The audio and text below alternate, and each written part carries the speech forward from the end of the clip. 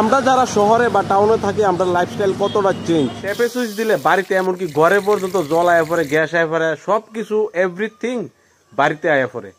তারপরে আমরা কমপ্লেন থাকে যে আমরা অনেক পরিশ্রম করি, আমরা অনেক কষ্ট করি। যারা আমরা টাউনে থাকি, শহরে থাকি, আমরা এটা কমপ্লেন থাকে। তো এই ভিডিওটা আমার মতন লোকেরার লেগা, তারার লেগা যারা আমরা ভাবি আমরা বেশি পরিশ্রম করি। আমার সামনে অনেকগুলা বাচ্চা আছে ছোট ছোট, তারা অনেক তলার থেকে জল নিয়ে যাইতেছে। ও চারাই রক কাহাম দে যত্ন, কাহাম দে যত্ন। দেখছো নি কতলা জল নিয়ে তারা যাইতেছে। তারার এই খাঁচার ভিতরেও কিন্তু জল আছে। আমি কিন্তু থানি থানি থানি দেখছো থানি। আর তাই ধর কতলা লইছে, হ্যাঁ সবটি ভর্তি ভর্তি করে ওই নিচে তলার থেকে জল লইয়া যাইতেছে। মাই গড, আমি তো আমার শরীর লই উঠতে পারি না।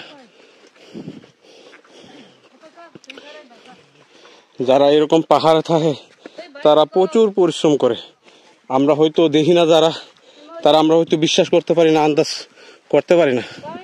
কিন্তু আমরা ট্রেকিং করলে পরে বুঝতে পারি যে কতটুকু কষ্ট হয় ট্রেকিং এ। আর তারা তো তারপরও প্রচুর প্রচুর জল টল লইয়া যায়, প্রচুর জিনিস লইয়া যায়। ননিনক বজাগা ওই উপরে টঙ্গরে। ও রাস্তা দূর আছে না মাদুরদি? ওই তো হেরাখন এটা উঠতে পারবো না। এই আপ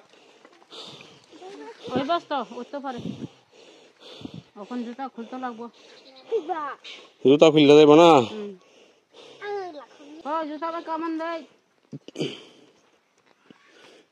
স্লিপ খাই নাই? ওই তো দেখছো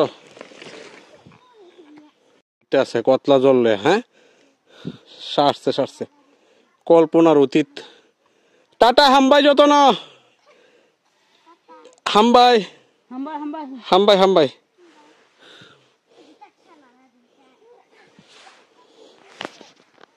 দেখছো আমরা সাধারণ শৈল লইয়ে যেতে পারি না।